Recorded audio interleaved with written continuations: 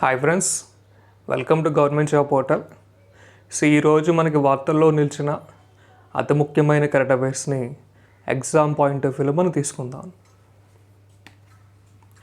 So రీసెంట్గా Mongolia దేశానికి సంబంధించి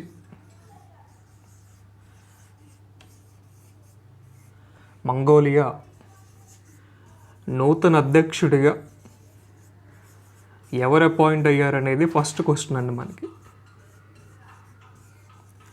మంగోలియా దేశానికి సంబంధించి నూతన అధ్యక్షుడు ఎవరు అనే వాటి గురించి ఫస్ట్ మనం చూద్దాం. సో ఉక్నా కురేల్కుక్ అనే పర్సన్ని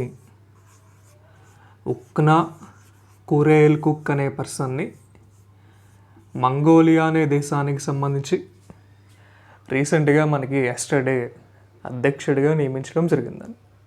so Mongolian people's action party అనే పార్టీ తరపున ఈయన అధ్యక్షుడిగా ఎన్నికవడం జరిగింది. సో మంగోలియా అంటే మనకి ఈస్ట్ ఏషియా కంట్రీగా చెప్తారని. మంగోలియా అంటే ఈస్ట్ ఏషియా కంట్రీగా చెప్పడం జరుగుతుంది. అంటే ఆసియా ఖండానికి చెందిన దేశమే, అంటే తూర్పు ఆసియా దేశానికి సంబంధించి వస్తుందని. ఇప్పుడు మనం దక్షిణాసియాలో ఉన్నాం, వీడు తూర్పు ఆసియాలో ఉన్నాడు. సో మొత్తం మనకి ప్రపంచవ్యాప్తంగా ఆసియా ఖండానికి సంబంధించి ఏ కంట్రీస్ అయితే ఉంటాయో ఆ కంట్రీస్ యొక్క డెవలప్మెంట్ కోసం ఏర్పాటు చేసిన బ్యాంకునే మనం ఏడీబీ అంటామని. సో ఏడీబీ అంటే ఏషియన్ డెవలప్మెంట్ బ్యాంక్గా చెప్తారు, ఆసియా అభివృద్ధి బ్యాంక్.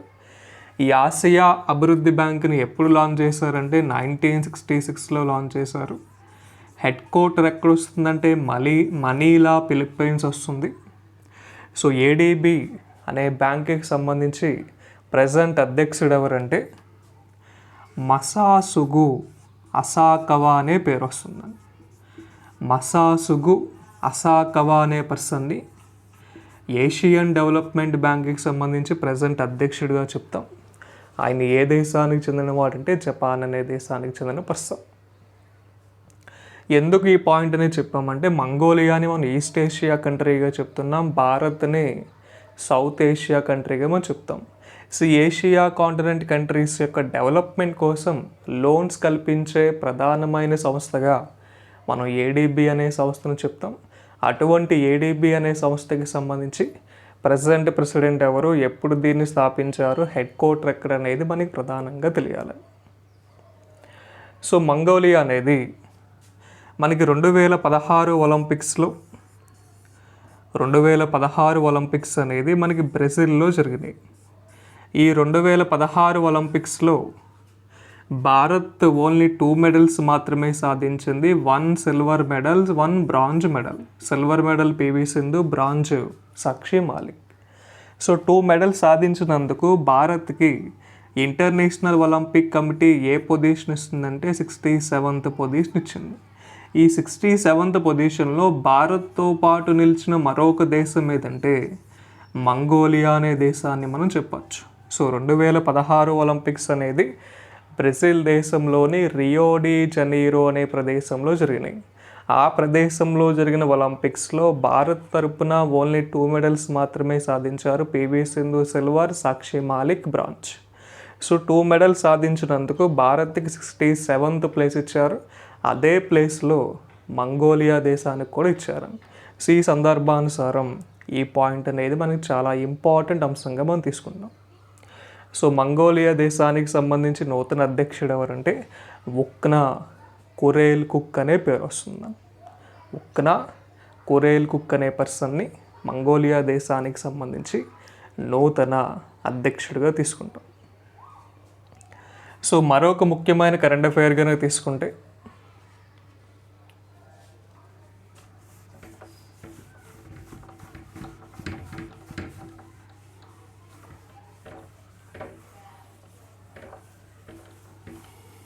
సో మన ఇండియాలోని ఏ government sector bank Kavach personal లోన్ని ప్రవేశపెట్టింది అనేది మనకు క్వశ్చన్ అడగచ్చు.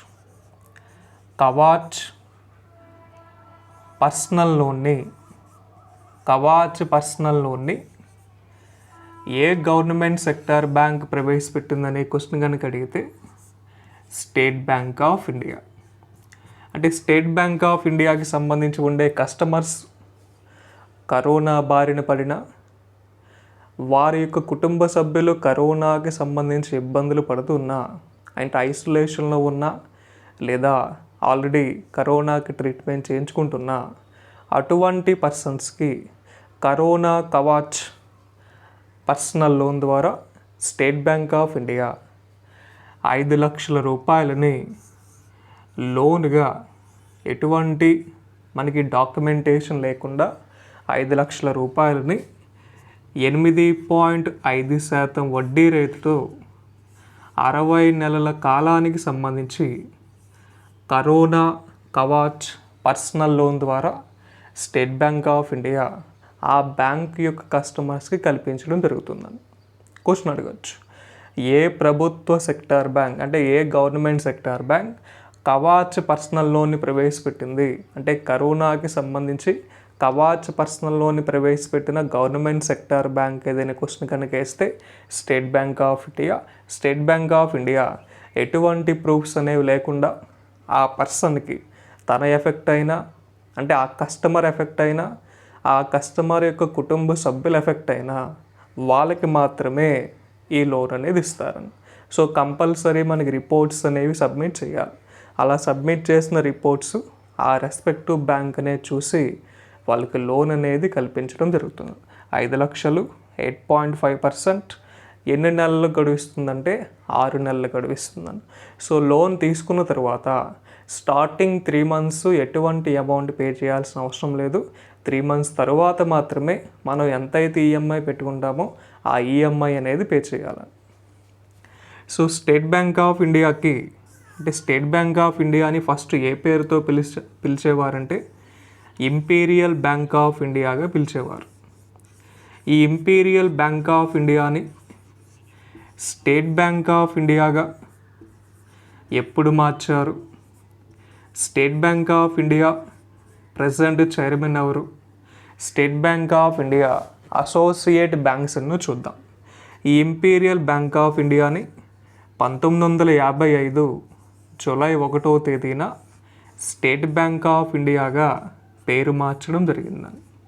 అంటే nationalisation of state bank of India కనుక తీసుకుంటే 1955 July 1 state bank of India head quarter Mumbai.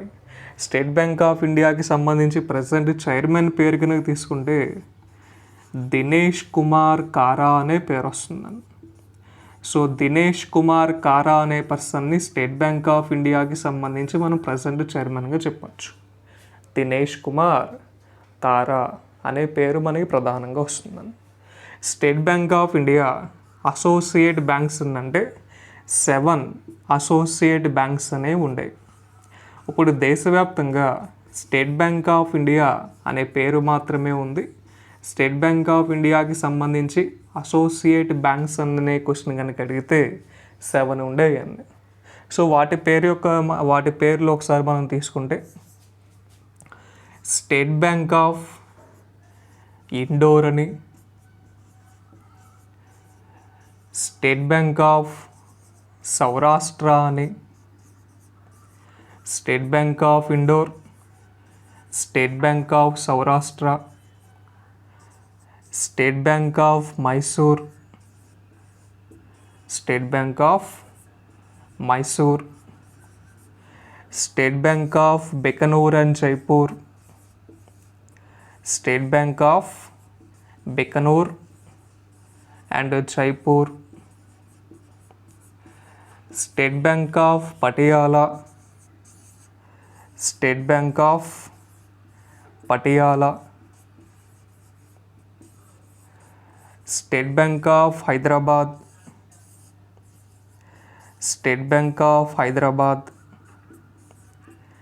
And state bank of Travancore. So ఇవి మనకి ప్రీవియస్లీ అంటే 2017 వరకు స్టేట్ బ్యాంక్ ఆఫ్ ఇండియాకి సంబంధించి అనుబంధ బ్యాంకులుగా వీటిని మనం చెప్పేవారు. సో 2017 ఏప్రిల్ 1వ తేదీన ఈ బ్యాంక్స్ అన్నిటినీ కూడా స్టేట్ బ్యాంక్ ఆఫ్ ఇండియాలో మెర్జింగ్ చేశారని. సో 2017 ఏప్రిల్ 1న మెర్జింగ్ చేసిన బ్యాంక్స్ ఏవంటే ఈ 5 బ్యాంక్స్ వస్తాయి. స్టేట్ బ్యాంక్ ఆఫ్ ఇండోర్ని 2008లో మెర్జింగ్ చేస్తే స్టేట్ బ్యాంక్ ఆఫ్ సౌరాష్ట్రాని 2010లో మెర్జింగ్ చేశారు. ఎందుకు మెర్జింగ్ చేశారంటే ఆ బ్యాంక్స్ యొక్క లాభాలు అనేవి అధికంగా లేకపోవడం వల్ల, ఆ బ్యాంక్స్ నష్టాల్లోకి వెళ్ళటం వల్ల స్టేట్ బ్యాంక్ ఆఫ్ ఇండియాలో మెర్జింగ్ చేశారని.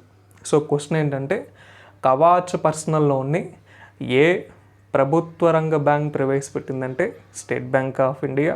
అంటే స్టేట్ బ్యాంక్ ఆఫ్ ఇండియా చెందిన కస్టమర్స్కి, వాళ్ళ యొక్క కుటుంబ సభ్యులకి కరోనాకి సంబంధించి కొంత ఆర్థిక సహాయం కల్పిస్తానికి ప్రవేశపెట్టిన లోన్గా మనం చెప్పచ్చు.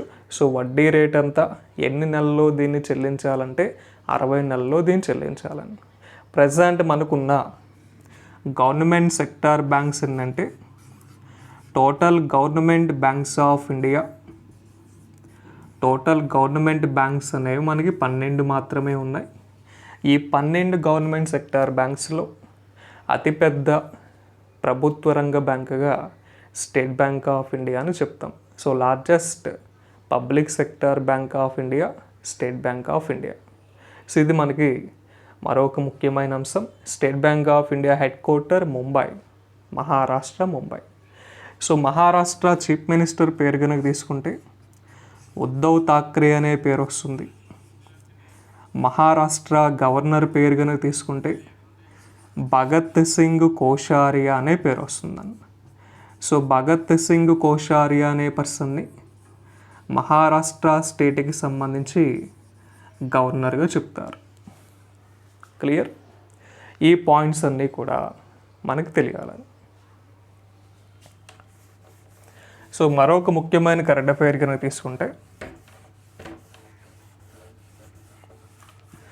సో మనకి ఫోర్బ్స్ అనే ఒక మ్యాగజైన్, అమెరికా దేశానికి సంబంధించి ఈ ఫోర్బ్స్ అనే మ్యాగజైన్ వస్తుందండి. ఈ ఫోర్బ్స్ మ్యాగజైన్ యొక్క సర్వే ప్రకారం ప్రపంచవ్యాప్తంగా ఉండే బ్యాంక్స్లో ఏ బ్యాంక్ని టాప్ మోస్ట్ బ్యాంక్గా ఫోర్బ్స్ మ్యాగజైన్ ప్రకటించిందనేదే మనకి నెక్స్ట్ చెప్పుకోబోయే అంశం. సో 2021 ఫోర్బ్స్ మ్యాగజైన్ రిపోర్ట్ ప్రకారం, Forbes magazine report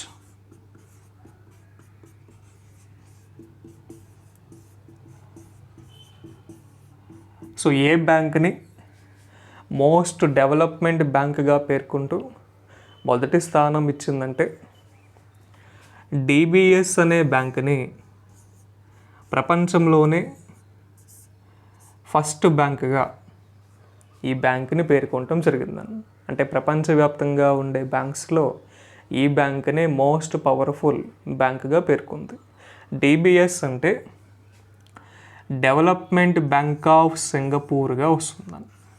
development Bank of Singapore. ఈ డెవలప్మెంట్ బ్యాంక్ ఆఫ్ సింగపూర్ని అంటే డెవలప్మెంట్ బ్యాంక్ ఆఫ్ సింగపూర్ అనే డిబిఎస్ బ్యాంక్ని ఎప్పుడు స్థాపించారంటే 1968లో స్థాపించారు. హెడ్ క్వార్టర్ సింగపూర్ వస్తుంది. డిబిఎస్ అనే బ్యాంక్కి సంబంధించి సిఇఓ పీటర్ సాహే అనే పేరు వస్తుంది. పీటర్ సాహే. చైర్మన్ పీయూష్ గుప్తా అనే పేరు వస్తుందని. పీయూష్ గుప్తా అనే పర్సన్ డిబిఎస్ అనే బ్యాంక్కి సంబంధించి చైర్మన్ అయితే, పీటర్ సాహే అనే person chief executive officer.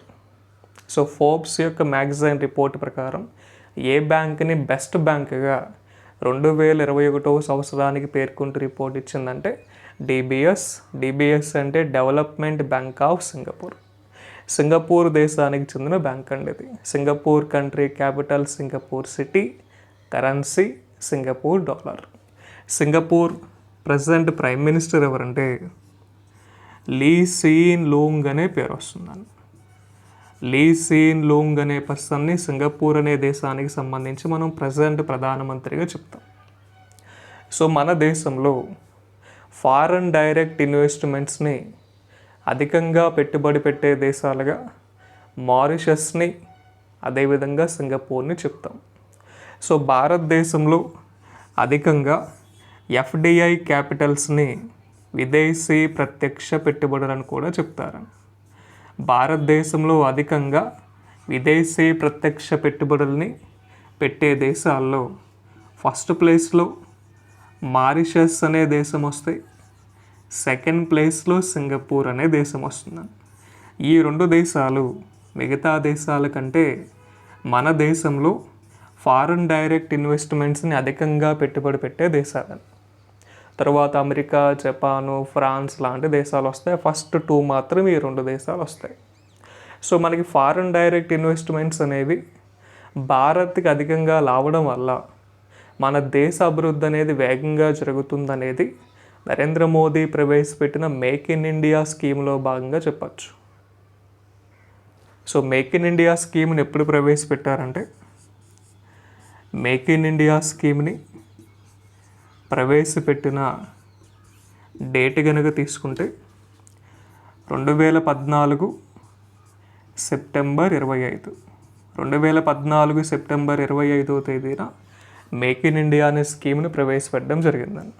So ఈ మేక్ ఇన్ ఇండియా స్కీమ్ యొక్క ముఖ్యమైన ఉద్దేశం ఏంటంటే, ప్రపంచవ్యాప్తంగా అభివృద్ధి చెందిన దేశాలు మన దేశంలో ఎప్పుడైతే మనకి ఇన్వెస్ట్మెంట్స్ అనేవి చేస్తాయో మన దేశం అనేది అభివృద్ధి చెందడానికి అవకాశం ఉంటుందనే ఉద్దేశంతో అన్ని రంగాల్లో, అటు అగ్రికల్చర్ కావచ్చు, హెల్త్ కావచ్చు, ఎడ్యుకేషన్ కావచ్చు, రోడ్ అండ్ ట్రాన్స్పోర్ట్ కావచ్చు, ఈ సెక్టార్స్లో మేక్ ఇన్ ఇండియా స్కీమ్ ద్వారా ఇతర దేశాల నుంచి మన దేశంలో పెట్టుబడులను ఆకర్షించే విధంగా ఈ పథకాన్ని ప్రవేశపెట్టడం జరిగింది. సో ఫోర్బ్స్ అనేది అమెరికా దేశానికి సంబంధించి వచ్చే ఒక ప్రముఖమైన మ్యాగజైన్గా చెప్తారు. వీళ్ళు ప్రతి సంవత్సరం రిచెస్ట్ పర్సన్స్ యొక్క లిస్ట్ కూడా ఇస్తారు. సో ఫోర్బ్స్ మ్యాగజైన్ యొక్క రిపోర్ట్ ప్రకారం మనం ఆల్రెడీ లాస్ట్ క్లాస్లో చెప్పాం. ఫస్ట్ ప్లేస్లో ఉన్నది ఎవరంటే జెఫ్ బిజాస్ అనే పర్సన్ ఉన్నాడని, సెకండ్ బెర్నార్డ్ ఆర్నాల్డ్ అని, థర్డ్ ఎలాన్ మాస్క్ అని, ఫోర్త్ బిల్ గేట్స్ అని, ఫిఫ్త్ మార్క్ జోకర్బర్గ్ అని చెప్పా. ప్రపంచవ్యాప్తంగా ఉండే మోస్ట్ రిచెస్ట్ పర్సనాలిటీస్లో ముఖేష్ అంబానీ 12వ ప్లేస్లో ఉన్నాడని, గౌతమ్ అదానీ 14వ ప్లేస్లో ఉన్నాడని మనం చెప్పడం జరిగిందని. ఒకసారి వాటి గురించి చూసుకోండి, లాస్ట్ క్లాసుల్లో చెప్పాం చూడండి. సో ఇది మనకి మరొక ముఖ్యమైన అంశం. సో యూఎస్ఏ ప్రజెంట్ ప్రెసిడెంట్ ఎవరంటే జో బైడెన్ అనే పర్సన్ పేరు మనం చెప్పచ్చు. జో బైడెన్ అమెరికా దేశానికి సంబంధించి ఎన్నో ప్రెసిడెంట్ అంటే 46. వాషింగ్టన్ డీసీ అనేది క్యాపిటల్, $US అనేది మనం కరెన్సీగా తీసుకుంటాం. మరొక ముఖ్యమైన అంశం కనుక తీసుకుంటే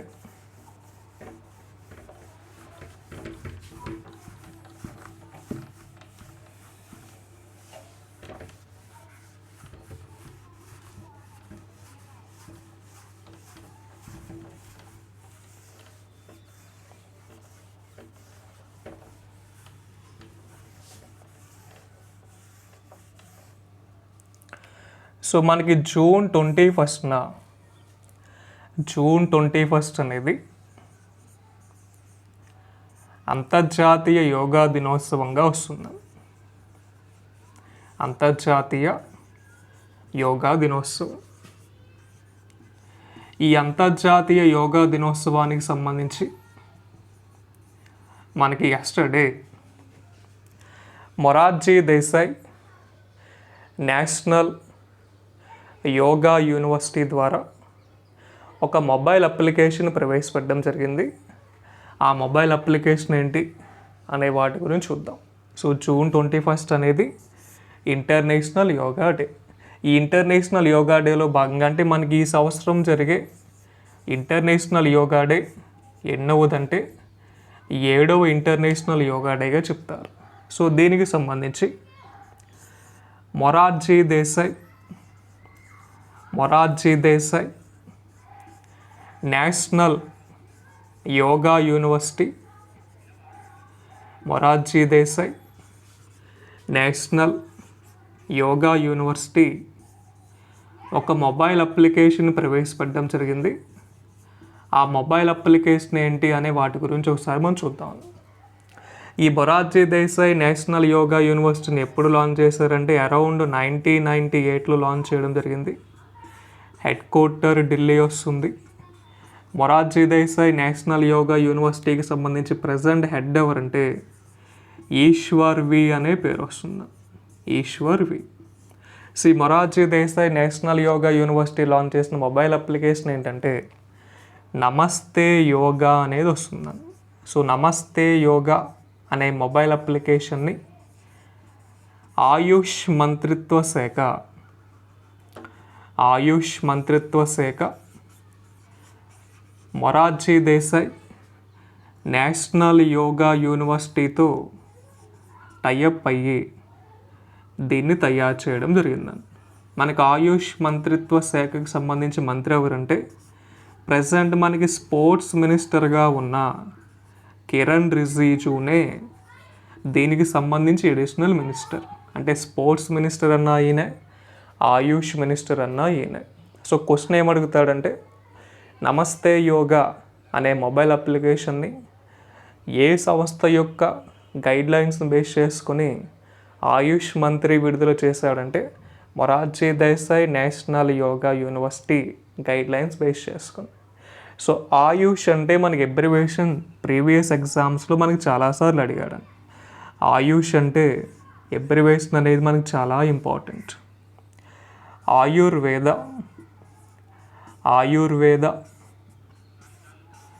యునాని, సిద్ధి హోమియోపతి. ఆయుర్వేద, యునాని, సిద్ధి హోమియోపతి అని మనం ఆయుష్ యొక్క అబ్రివేషన్గా మనం చెప్తాం. మనకి ప్రపంచ హోమియోపతి దినోత్సవంగా ఏప్రిల్ 10వ తేదీని చెప్తాం.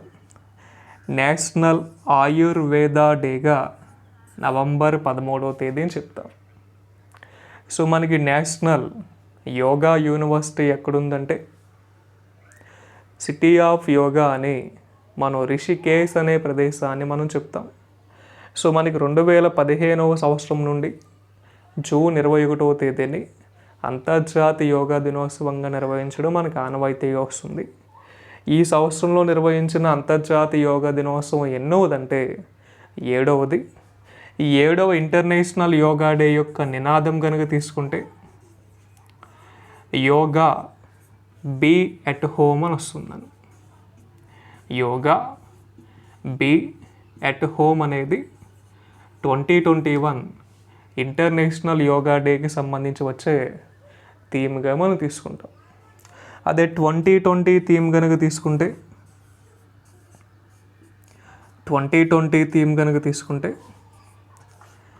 యోగా ఎట్ హోమ్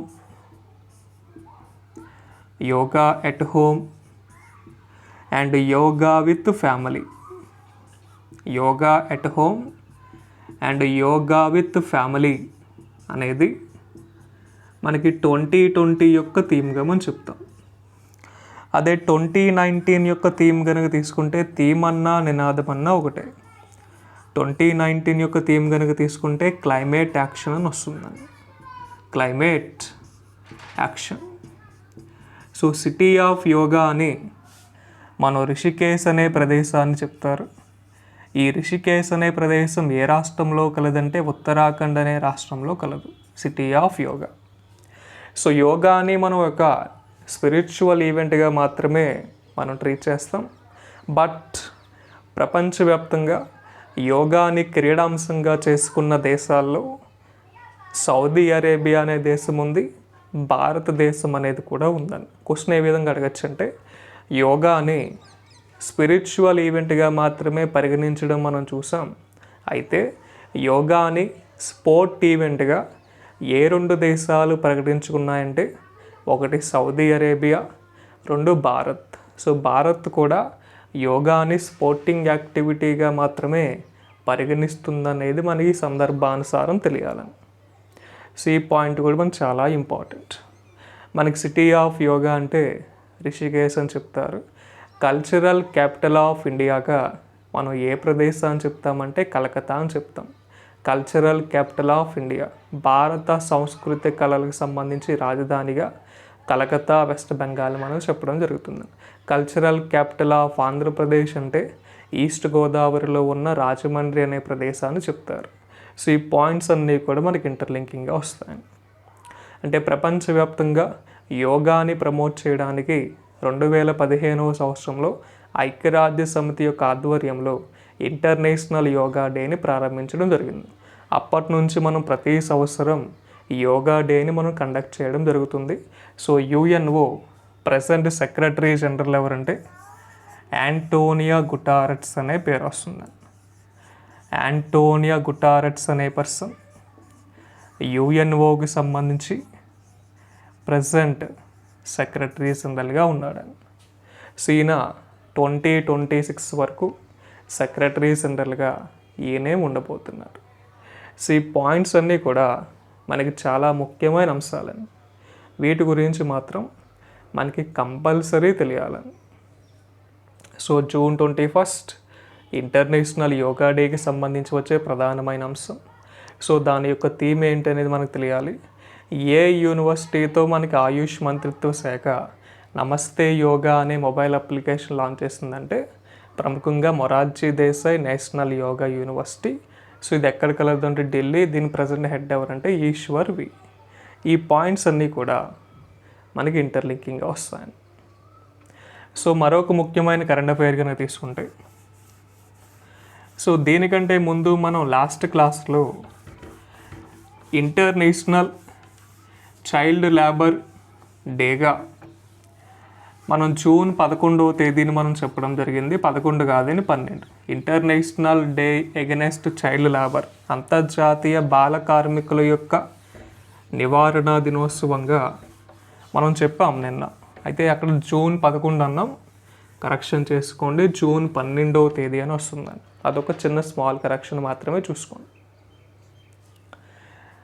నెక్స్ట్ మరొక ముఖ్యమైన కరెంట్ అఫైర్ కనుక తీసుకుంటే, సో రీసెంట్గా reserve Bank of India monetary పాలసీని అనౌన్స్ చేయడం జరిగిందండి. ఈ మానిటరీ పాలసీలో భాగంగా రెపో రేటుని ఎంతగా ప్రకటించింది, రివర్స్ రెపో రేటుని ఎంతగా ప్రకటించింది అనేది మనకి ప్రధానంగా తెలియాలి. అసలు రెపో రేట్ అంటే ఏంటి, రివర్స్ రెపో రేట్ అంటే ఏంటి మనకి ప్రధానంగా కనుక తీసుకుంటే, మన దేశవ్యాప్తంగా కరెన్సీని ప్రింట్ చేసేది రిజర్వ్ బ్యాంక్ ఆఫ్ ఇండియా. అటువంటి రిజర్వ్ బ్యాంక్ ఆఫ్ ఇండియా అటు గవర్నమెంట్ సెక్టార్ బ్యాంక్స్ కావచ్చు, ప్రైవేట్ సెక్టార్ బ్యాంక్స్ కావచ్చు, తాను ముద్రించిన కరెన్సీని బ్యాంక్స్కి సరఫరా చేస్తుంది. అది ఏ ఇంట్రెస్ట్ రేట్ని బేస్ చేసుకుని అంటే రెపో రేట్. రెపో అంటే repurchase option rate. Repurchase option రేట్గా రెపో అని చెప్తారు. ఈ రీపర్చేజ్ ఆప్షన్ రేట్ అనేది అంటే రిజర్వ్ బ్యాంక్ ఆఫ్ ఇండియా బ్యాంక్స్కి ఇచ్చేటప్పుడు వడ్డీ రేట్ ఎక్కువగా ఉంటుంది. రివర్స్ రీపర్చేజ్ ఆప్షన్ రేట్ అనేది అంటే బ్యాంక్స్ దగ్గర ఎప్పుడైనా ఎక్సెస్ అమౌంట్ ఉన్నప్పుడు రిజర్వ్ బ్యాంక్ ఆఫ్ ఇండియా తీసుకుంటుంది. రిజర్వ్ బ్యాంక్ ఆఫ్ ఇండియా ఇచ్చేటప్పుడు వడ్డీ రేటు ఎక్కువ, తీసుకునేటప్పుడు వడ్డీ రేటు తక్కువ. సో ప్రజెంట్ రెపో రేట్ ఎంతంటే 4%గా వస్తే, రివర్స్ రెపో రేట్ అనేది ఓన్లీ 3.35%గా మనకి రిజర్వ్ బ్యాంక్ ఆఫ్ ఇండియా రీసెంట్గా ప్రకటించడం జరిగింది. కేవలం ఈ అంశంలోనే కాకుండా కరోనా వల్ల మనకి ఏ ఏ సెక్టార్స్ అయితే అధికంగా నష్టపోయినాయో అటువంటి కోవిడ్ ప్రభావిత రంగాలకి సంబంధించి కోవిడ్ ప్రభావిత రంగాలకి 15,000 కోట్ల రూపాయలు. అదేవిధంగా మన దేశవ్యాప్తంగా స్మాల్ స్కేల్ ఇండస్ట్రీస్ని ప్రమోట్ చేయడానికి ఏర్పాటు చేసిన సిడ్బీ అనే సంస్థ యొక్క అభివృద్ధి కోసం 16,000 కోట్ల రూపాయలు ప్రకటించిందని. ఆల్రెడీ సిడ్బీ అనే సంస్థకి ప్రీవియస్లీ 50,000 crore రూపీస్ ఇచ్చింది. ఈ 50,000 crore రూపీస్ కాకుండా ఎడిషనల్గా ఈ 16,000 కోట్ల రూపాయలు చెప్తారు. సిడ్బీ అంటే Small Industries Development Bank of India. సిడ్బీని ప్రవేశపెట్టింది ఎప్పుడంటే 1990. సిడ్బీ హెడ్ క్వార్టర్ లక్నోగా చెప్తారు, ఉత్తరప్రదేశ్. సిడ్బీ ప్రజెంట్ చైర్మన్ ఎవరంటే ఎస్ రమణాన్ అనే పేరు వస్తుందని. ఎస్ రమణాన్ అనే person Small Industries Development Bank of India. So మనకి ఇండియాలో స్మాల్ స్కేల్ ఇండస్ట్రీస్ని డెవలప్మెంట్ చేసుకోవడానికి గవర్నమెంట్ ఆఫ్ ఇండియా లాంచ్ చేసిన స్కీమే ప్రధానమంత్రి ముద్రా యోజనగా చెప్తారు. ఈ ప్రధానమంత్రి ముద్రా యోజన అనే స్కీమ్ని ఎప్పుడు లాంచ్ చేస్తారంటే 2015 ఏప్రిల్ 8వ తేదీన లాంచ్ చేయడం జరిగిందని. ఈ స్కీమ్ ద్వారా ఈచ్ పర్సన్కి కల్పించే లోన్ లిమిట్ ఎంతంటే 50,000 రూపీస్ నుంచి 10 lakh రూపీస్ అనేది ఇస్తారు. ఈ 50,000 రూపీస్ నుంచి 10 lakh రూపీస్ అనేది మనకి 3 స్టేజెస్లో ఇస్తారు. ఆ 3 స్టేజెస్ యొక్క పేర్లు కనుక తీసుకుంటే శిశు, కిషోర్, తరుణ్ అనే స్టేజెస్ వస్తాయి. ఈ 3 స్టేజెస్ని బేస్ చేసుకుని ఈచ్ పర్సన్కి లోన్ అమౌంట్ అనేది ఇస్తారు. శిశు అనే స్టేజ్లో ఓన్లీ 50,000 రూపీస్ మాత్రమే ఇస్తారు. కిషోర్ అనే స్టేజ్లో 50,001 రూపీ నుంచి 5 lakhs వరకు ఇస్తారు.